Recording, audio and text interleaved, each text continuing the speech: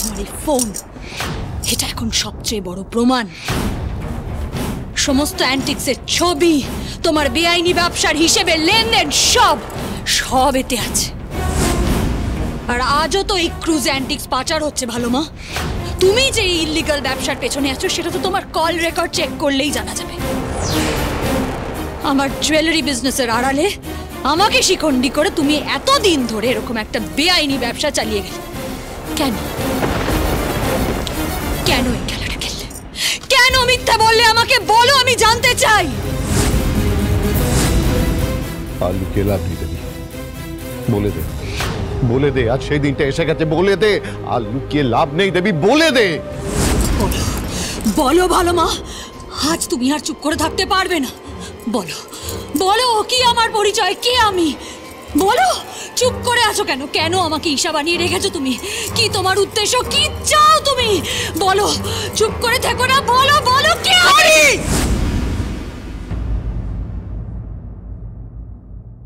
তুমি খড়ি সিংহ রায়।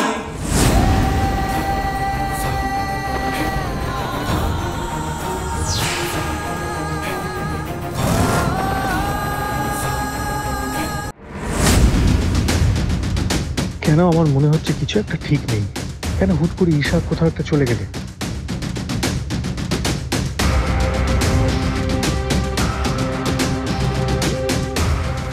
কি করছো দাদা ভাই? কি হলো, উঠে পড়লি কেন? এই ইমন, ইমন শোন, তুই তুই তুই তুই তো ভেতরে ছিলি, ভেতর থেকে তো এলি, তখন তো ঈশা ভেতরেই ছিলেন। আচ্ছা, উনি কি ওখানে আছেন? তুই একবার গিয়ে একটু দেখে আসবি। আচ্ছা তুই দাঁড়া, আমি দেখছি। প্লিজ। রীতি রীতি রীতি, আমার কথা শোন। তুই বিয়ে করতে বসেছিস, এখন তো ঈশার খোঁজ নেওয়ার দরকার কি বেটা? আর এই মণ্ডপে ঈশার বিয়ে হবে, এনি টাইমে চলে আসবে। না, কিন্তু আমাকে জানতে হবে ঈশা কোথায় আছে। না একটু আমি গেছিলাম ওনাদের রুমে, সায়রাদি বললেন উনি তো রেডি হচ্ছেন, আসতে একটু সময় লাগতে পারে। আরে তুই কোথায় যাচ্ছ? হ্যাঁ, বিয়ের মণ্ডপ ছেড়ে কোথায় যাচ্ছ তুমি এখন? শোনো দিদি, তুমি এখন কোথাও যাবে না। তুমি কি ভাবছো যে ওই মেয়েটা ঈশা ও আবার এসে তোমাকে বলবে যে ও তোমার খড়ি আর এই বিয়েটা ভেঙে দেবে? রীতি রীতি পাগলামি করিস না, ট্রাই টু আন্ডারস্ট্যান্ড। হ্যাঁ, এরকম করছিস কেন? ঈশার তো ওই মণ্ডপে বিয়ে হয়ে যাচ্ছে। না, তাও ঈশা বিয়ে হচ্ছে, কিন্তু বিয়েটা এখনো হয়নি। উনি এখনো মণ্ডপে আসেননি। আমায় গিয়ে একবার দেখতেই হবে উনি কোথায় আছেন। আমায় গিয়ে দেখতেই হবে। না, তুমি কোথাও যাবে না, কোথাও যাবে না। হোয়াটস রং উইথ ইউ? শোনো, তোমার জন্য একটা মেয়ে কিন্তু কোণে সেজে ওয়েট করছে যে মেয়েটা তোমাকে ভালোবাসে, জানি তোমাকে ভালোবেসে বিয়েটা করছে। মানে ঈশা তোমার ক্ষতি ছাড়া কিচ্ছু করেনি, তোমাকে ঠকিয়েছে। ঠকবাজ মেয়েটার জন্য তুমি আরেকটা মেয়ের জীবন নষ্ট করতে পারো না, আমি সেটা হতে দেব না। দিদি, দিদি একটু শুনুন, একটু একটু একটু একটু ও দিদি, একটু একটু মাথা ঠান্ডা করুন। আমার মনে হয় আমাদের সবার আজ জামাই বাবার কথা শোনা উচিত। কি? হ্যাঁ দিদি, একটা কথা ভেবে দেখুন, বিয়ে মানে কিন্তু 7 জন্মের বন্ধন দিদি। আর এখানে একটা বিয়ে নয় দিদি, দুটো বিয়ে হচ্ছে, মানে 4 মানুষের জীবন। সামান্য একটু ভুল ত্রুটি যদি হয়ে যায়, 4 মানুষের জীবন তো নষ্ট হয়ে যাবে দিদি, একদম নষ্ট হয়ে যাবে। আর কেন জানি না দিদি, আমার আজকে মনে হচ্ছে যে জামাই বাবা ঠিক বলছে, একদম ঠিক। আমার মনটাও আজকে জামাই বাবার কথাই মানতে ইচ্ছে করছে। আমার মনটা সত্যি তো, ভগবান কিছুতেই আমার খড়িকে আমাদের জামাই বাবার কাছ থেকে দূরে করে রাখতে পারেন না, কিছুতেই না। দিদি, মা জগদ্ধাত্রী তো খড়ি আর জামাই বাবার মিল করিয়েছিলেন। এবারেও দেখবে ঈশ্বরই ওদের দুজনকে আবার এক করে দেবে।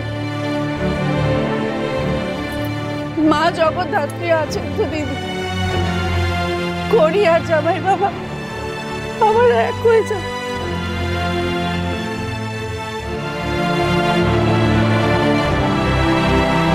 বীর, এখন মন্দিরে কাউকে আসতে দিও না, সম্ভবত এই ব্যাগটার মধ্যেই বম আছে। বুঝতে পেরেছি ম্যাডাম, এক্ষুনি আমাকে বোম স্কোয়াডে খবর দিতে হবে। আপনি নিশ্চিন্তে থাকুন। কিচ্ছু হবে না তোমার, ঠিক করে দাঁড়াও, সব ঠিক হয়ে যাবে।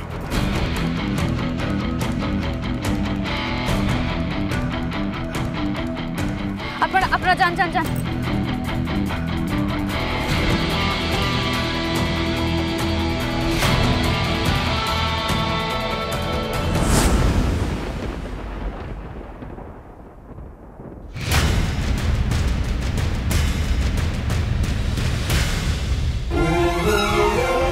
যে গাছ ছড়া আমার আর খড়ির মধ্যে বাঁধা হয়েছিল মা, সেটা রক্ষা করার দায়িত্ব আমার।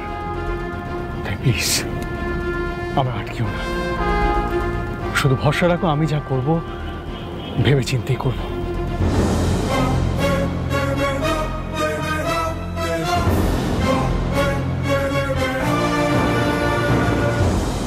ও বড় বৌদি, আমি এই ভয়টাই পাচ্ছিলাম কি হবে, ও তো চলে গেল।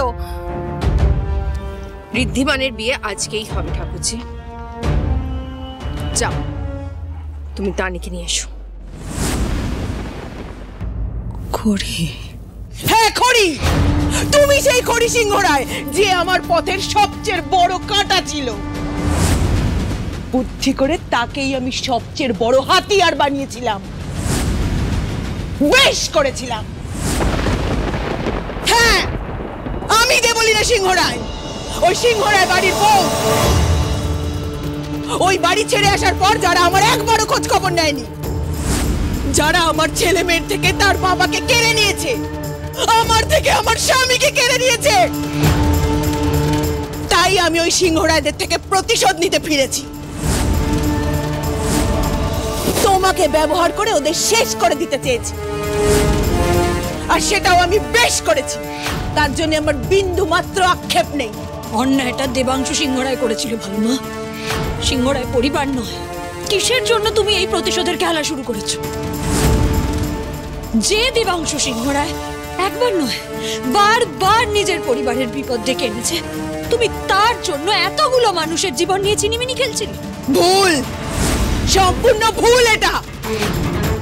ওরা দেবাংশুকে নিজের বাড়ি, প্রপার্টি, অধিকার সবকিছু থেকে বঞ্চিত করেছিল। নিজের ছেলেকে পুলিশের হাতে তুলে দিয়েছিল, পুলিশ দিয়ে এনকাউন্টার করেছিল। এটা মিথ্যে। দেবাংশু সিংহ রায় মারা যায়নি ভালো মা, উনি বেঁচে আছেন, এটা তুমি খুব ভালো করে জানো। তাই এবার বলো কোথায় উনি? আজ তোমাকে বলতেই হবে, এত বড় একটা ষড়যন্ত্র করে আর তুমি চুপ করে থাকতে পারবে না। অন্যায়কে কিন্তু আজ হারতেই হবে ভালো মা।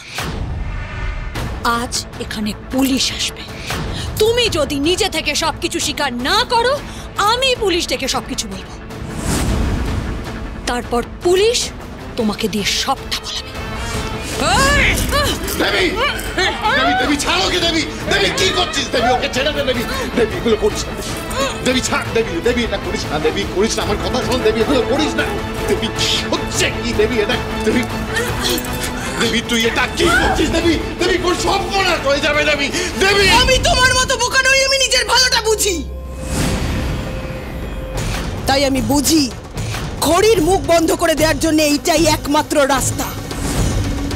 ও সবটা জেনে গেছে ঠিকই, কিন্তু এই কথাগুলো আমি আর কাউকে জানতে দেব না। নিজের হাতে আমি শেষ করে দেব।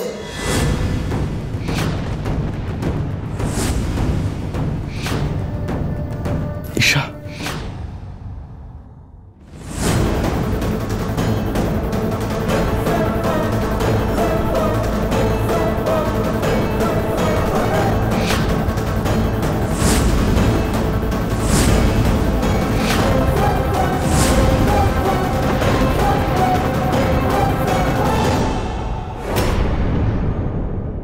বাংলা টেলিভিশনে এই প্রথমবার আসছেন পাঠান মুভির বেশরম রং খ্যাত শিল্পা রাও সুপার সিঙ্গার সিজন 4 এর মঞ্চে। তাই একদম মিস করবেন না সুপার সিঙ্গার সিজন 4 এর স্পেশাল এপিসোড আজ ঠিক রাত 9:30টায় শুধুমাত্র স্টার জলসায়।